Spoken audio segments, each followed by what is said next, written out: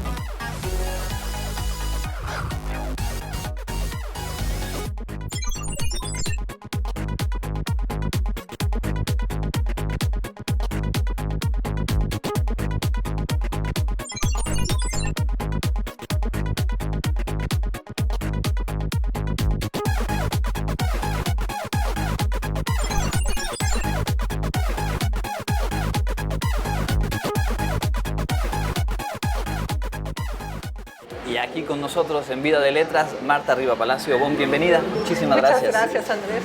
Muchas gracias por invitarme. Un viernes de feria lleno de estudiantes, lleno de niños jóvenes y justo saliendo ahora de un encuentro con jóvenes. ¿Cómo se siente en la Filey y qué sensaciones le dejan estos encuentros con lectores muy jóvenes? No, pues una gran sonrisa, ¿no? De la Filey es un espacio increíble y el tener la oportunidad. Ahora platicamos con chicos de preparatoria, la respuesta fue increíble, nos faltó tiempo para todas las preguntas, para todo las inquietudes que salieron ahí, ¿no? en la charla. Y bueno, pues estas cosas, como yo les decía a los chicos, ¿no?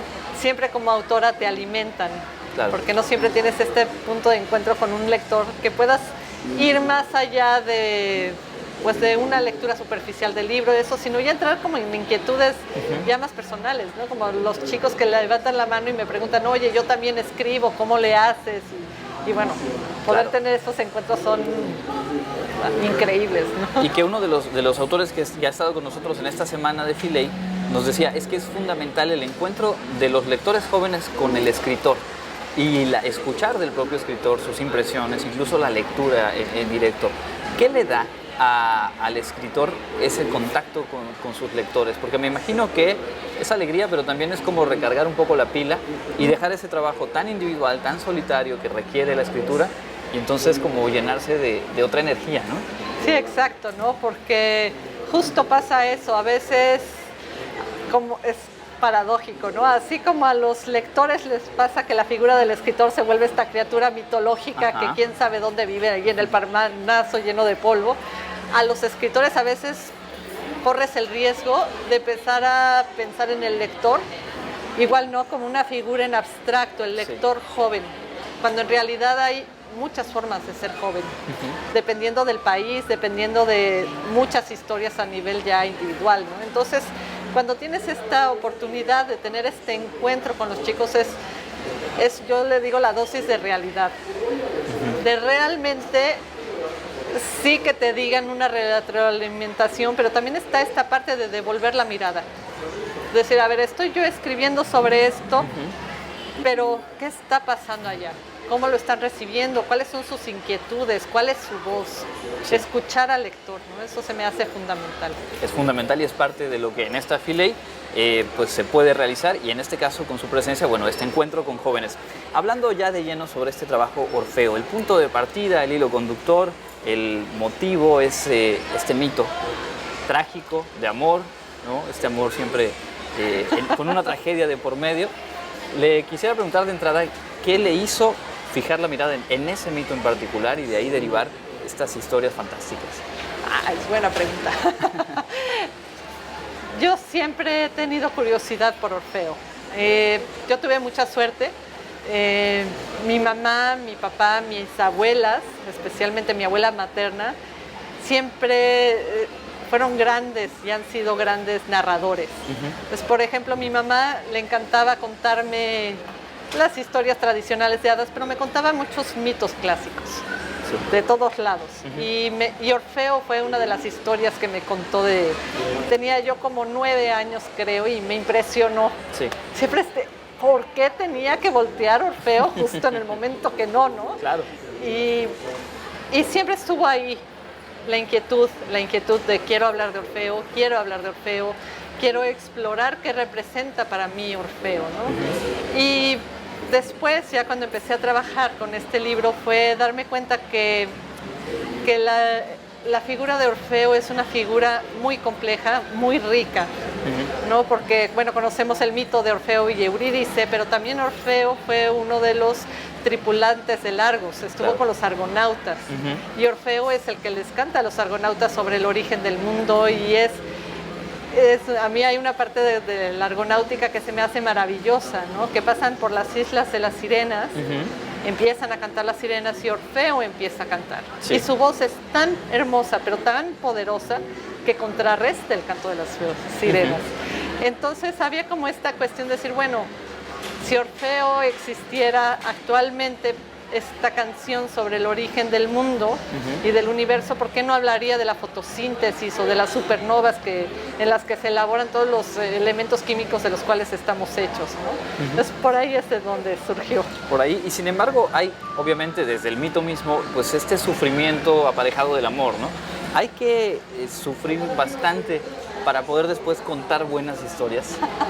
Yo creo que ese es un mito, el del artista atormentado, entonces voy a caer en todos los excesos como los poetas malditos para poder escribir buena poesía, ¿no? Más bien, yo creo que lo sigo procesando.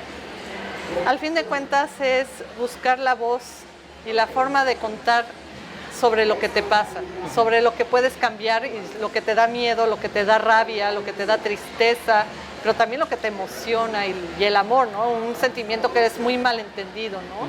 Hay esta idea de que hablar del amor o de la ternura es algo cursi, trillado, cuando es uno de los sentimientos más poderosos que existen, ¿no? Claro. ¿Cómo poder hablar de eso sin caer en lugares comunes, ¿no? Entonces yo creo que es como retomar la experiencia de uno, de voltear hacia uno y ver cómo es la experiencia humana. De hablar de eso, ¿no? Desde donde esté. Y lo interesante es que hace este viaje, esa mirada hacia adentro, pero sitúa las historias en momentos, en lugares sumamente fantasiosos, y esto, por supuesto, le da otra dimensión. ¿Cómo fue eligiendo y construyendo esas historias y ubicándolas en los puntos en los que las ubicas? De hecho, justo parte del reto en Orfeo fue darme cuenta de que era una historia que también quería hablar sobre el tema del tiempo, y también recuperar esta parte de la ciencia ficción. Hay un concepto que a mí me encanta, que es la subversión de la imaginación, ¿no? De cómo precisamente cuando podemos situar una historia en un universo fantástico o en un universo de la ciencia ficción, el crear estos mundos, estas sociedades alternas nos permiten concebir una forma diferente de ser como somos. Por eso es subversivo el imaginar, ¿no? Por eso a veces el autoritarismo es literal y aquí anclado, ¿no? Porque no hay nada que amenace más, ¿no? A una postura absoluta de poder, que la gente pueda decir, puedo imaginar algo distinto a lo que soy. Que esto que vivo no es la única forma de ser y estar en el mundo, ¿no? Sí, y hay en el trabajo cierta beta que nos lleva un poco como a la crítica social, a la preocupación de hacia dónde se dirige la humanidad, hacia dónde algunas de nuestras características menos luminosas pueden derivar. ¿Es pesimista sobre el futuro o es parte, digamos, de esta manera de plantear el tema dentro de este universo fantástico? Yo creo que justo lo tiene, ¿no? A mí me quedó claro que cuando empezaba a escribir de ciencia ficción, ¿no? En este universo en el cual el mito se empareja con la ciencia ficción, es también un punto para reflexionar no solo sobre nuestra propia mortalidad, sino sobre los ciclos que uno va a vivir a nivel social o hasta a nivel cósmico, ¿no? Yo creo que por eso en todas las mitologías del mundo se incluye una visión del fin del mundo, ¿no? Sí. Yo creo que justo el hablar desde una perspectiva a veces negativa de lo que está sucediendo, de qué pasa si las situaciones que estamos viviendo ahora las llevamos a un extremo, qué puede suceder. Es como una forma de reflexionar precisamente, es decir, ojalá no lleguemos a eso, ¿no? Como hace Ray Bradbury, ¿no? Ojalá no lleguemos a una sociedad en la cual los bomberos queman libros, pero hay que tener cuidado, porque hay rasgos y situaciones y tendencias que nos pueden llevar a eso. Es decir, hay que visualizar el peor de los escenarios para poder entonces tomar un poco la dimensión del escenario actual. Exacto, ¿no? Y a veces, desafortunadamente, sí es hablar de lo que está sucediendo, ¿no? Y decir, sí está pasando y hay que nombrarlo, porque si no nombramos las cosas que están pasando, no podemos cambiarlas, ¿no? Claro. Vamos a hacer una pausa en este punto. Quiero regresar sobre algunos temas que encuentro dentro de su trabajo paralelos a la literatura, como las artes visuales o el arte sonoro. Sí. Porque también en la escritura hay sonidos y seguramente que hay cosas que de ahí han traspolado hacia la labor creativa. Sí. Estamos en Vida de Letras, tenemos un poco más de charla con nuestra invitada de esta ocasión. Síganos, por supuesto, y pues ahora continuamos.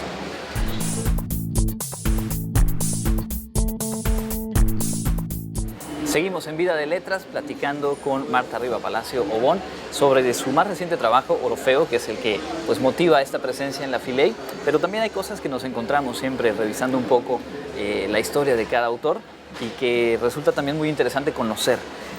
Un posgrado en artes visuales y también un interés, un ejercicio de capturar sonidos y de hacer arte sonoro, de al menos ir siempre como llevándose pedacitos de los lugares que visita.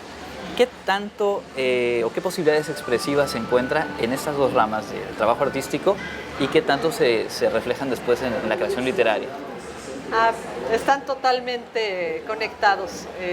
Como decía una maestra, a veces el punto, ¿no? La trayectoria para llegar a un punto es en zigzag, ¿no?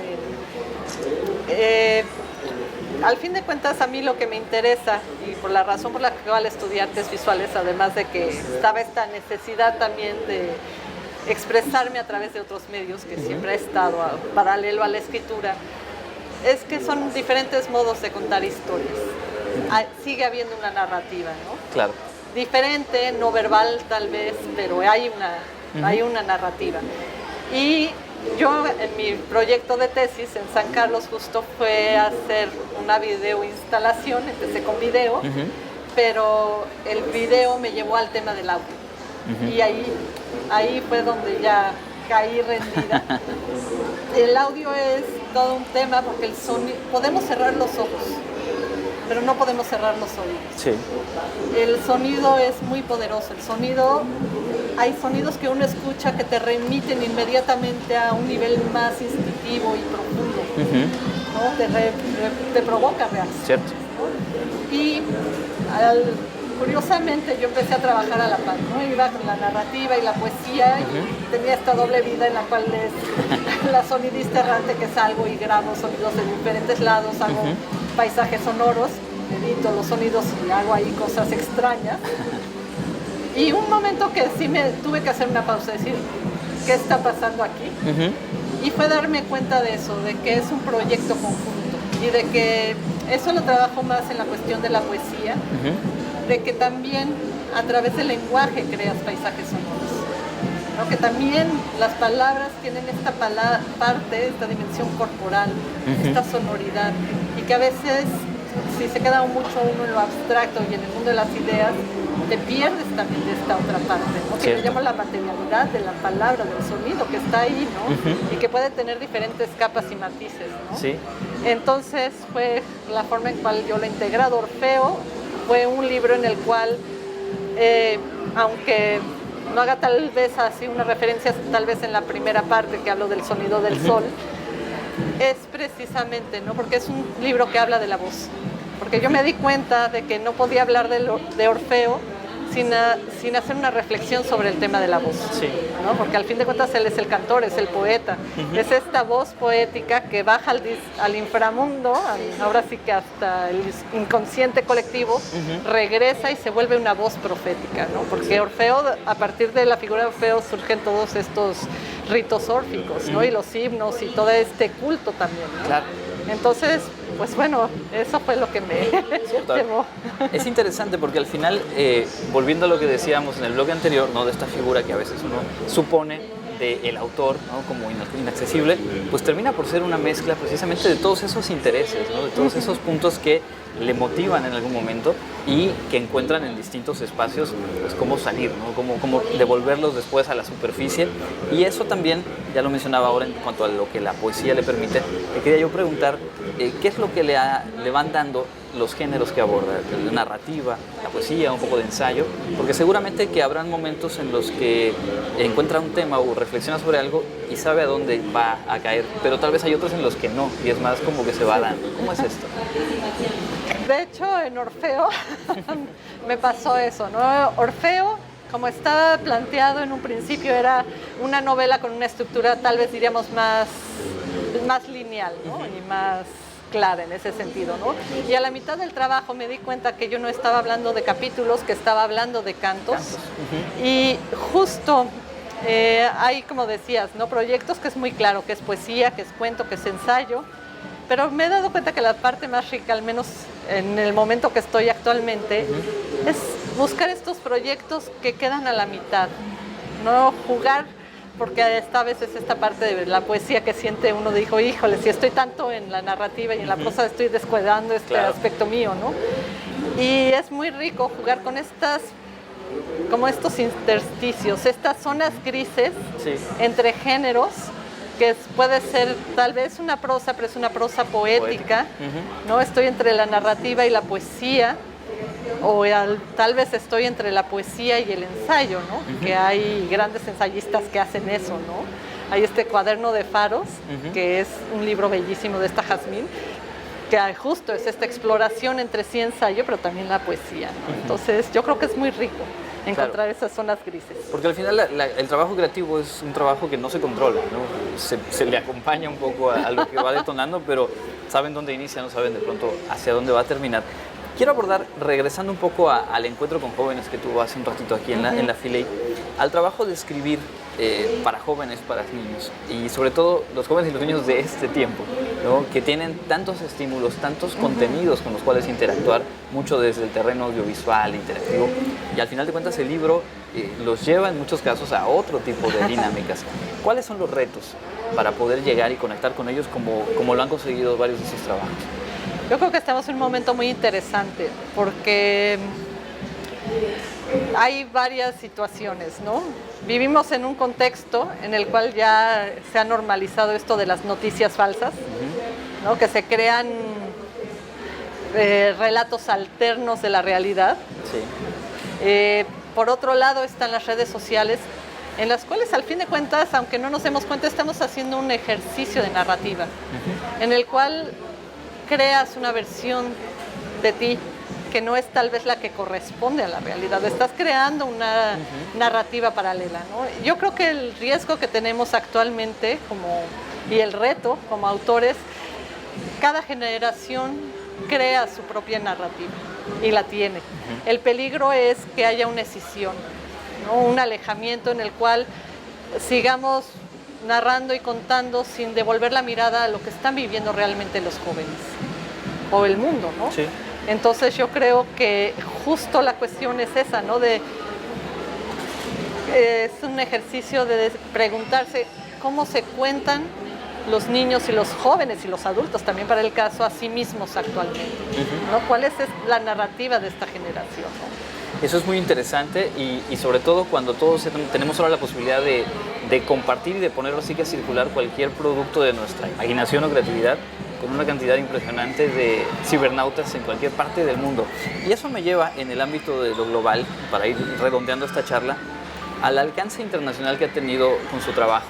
En Alemania o en Venezuela se ha reconocido, y además de una forma muy especial, que es incluyéndolo de pronto y poniendo en contacto a los lectores jóvenes con su trabajo.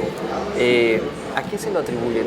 Los libros en general pueden diluir fronteras, pero cuando hay que hacer una curaduría, cuando hay una selección, quiere decir que se están encontrando elementos que pueden conectar muy bien. ¿A qué se lo atribuye y cómo se siente con esa presencia internacional?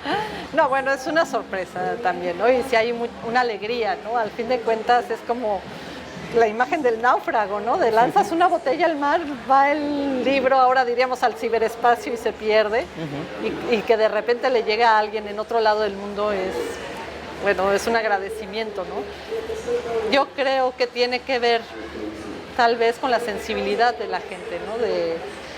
De que la gente que hace esta curaduría, ¿no? De que está volteando a ver temas, ¿no? Como importantes. A mí hay momentos de coincidencia, yo creo también, ¿no? Entre los libros que seleccionaron tanto en Alemania o en Venezuela, que tal vez quiere decir eso, ¿no? De que estamos viviendo cosas que no solo son locales. Y yo creo que eso es una reflexión que traemos muchos autores y autoras. Es justo eso. Actualmente corremos el riesgo que las tendencias de mercado vuelvan demasiado local los relatos, ¿no? Entonces es esta idea de ¿por qué voy a traer literatura de un país a otro si mis chicos no se van a identificar porque es muy diferente? Claro. Es muy peligroso, pero a veces estamos precisamente combatiendo con esa visión que intenta uniformar la visión o el relato de una gente en una determinada zona, ¿no? Sí. Entonces el que haya gente que tiene la sensibilidad de decir, a ver, yo voy a ver libros de diferentes lados de la habla hispana o del mundo y decir, este libro vale la pena para... más allá que sean míos o no, claro. Pues sí es una sensibilidad y una labor que se reconoce. Seguro. ¿Y ha tenido algún tipo de retroalimentación de algún lector alemán, alguna chica de Alemania que le escriba de pronto a la autora? ¿O todavía no? Lo que más tuve fue hace... eso daría falta. Hace 2 años fue. 2 años. Sí, me pierdo en el tiempo. Estuve en la fiesta de la lectura que organiza la Fundación Cuatro Gatos en Miami y tuve justo ahí la oportunidad de convivir y tener encuentros con la gente de Miami, ¿no? De la comunidad de habla hispana, de tanto cubanos, venezolanos, de diferentes partes de Latinoamérica, ¿no? Y ver, y que tienen además a cuestas la experiencia de vivir en Estados Unidos y en un país en el cual su idioma no es no el oficial, por decirlo, ¿no? Y además todos los prejuicios y todo lo que se ha venido. Y fue muy interesante ver, ¿no? De justo eso, de ver qué cosas les llamaban la atención, ¿no? Con los chicos de repente había cosas del idioma, decir, oye, pero esta palabra, ¿qué significa? Nunca la había oído. Claro. Y darte cuenta, ¿no? De que aunque a veces uno no lo tenga consciente, está el habla y tu contexto está muy metido. Claro, todo lo que se registra, a veces para paisajes sonoros, a veces solo para el subconsciente, pero ahí está. Sí, y tiene que ver con nuestro propio contexto. Bueno, queremos agradecer muchísimo esta oportunidad de haber charlado con usted y preguntarle, como lo hemos hecho con todos los autores en este 2018 en Vida de Letras, cerramos. Hace ratito ya abordaba un poco el tema de la imaginación y para nosotros ha sido como el tema durante este ciclo de entrevistas, así que algunos apuntes en torno a la imaginación, lo que nos puede proporcionar, lo importante de mantenerla viva o el riesgo de que nos la vayan apagando, como lo decía también hace ratito. Pues yo creo que, no sé si lo dije antes, pero yo creo que además de esta cuestión de poderse concebir diferente, la imaginación tiene también... está ligada con la cuestión de la empatía, ¿no? Y la capacidad de realmente imaginar qué es lo que le está pasando al otro, imaginar que puede haber alguien diferente, ¿no? Algo que tiene la lectura y que se goza mucho es precisamente eso, ¿no? Que te permite ponerte en el lugar del otro y tener una experiencia distinta de lo que es ser y estar en el mundo, ¿no? Entonces yo creo que eso es fundamental. Precisamente esta literalidad en el cual trato de homologar todos los relatos y que todo sea igual es el peligro, ¿no? Del fascismo, ¿no? De solo acepto un relato, una forma de ver y de estar en el mundo. Por eso me molesta la imaginación, ¿no? Porque el fascismo lo que hace es aniquilar al otro, ¿no? Bueno, pues precisamente por eso hay que leer Orfeo, hay que acercarse al trabajo de Marta Riva Palacio y pues mantener viva esa imaginación que en buena medida nos permite ser libres. Exacto. Muchísimas gracias por este tiempo para Vida de Letras, ha sido un verdadero placer. No, yo encantada. Amigos, pues ahí está, la Filey 2018 continúa, nosotros también en Vida de Letras tenemos más para compartirles, así que manténganse en contacto, gracias y nos vemos en la próxima.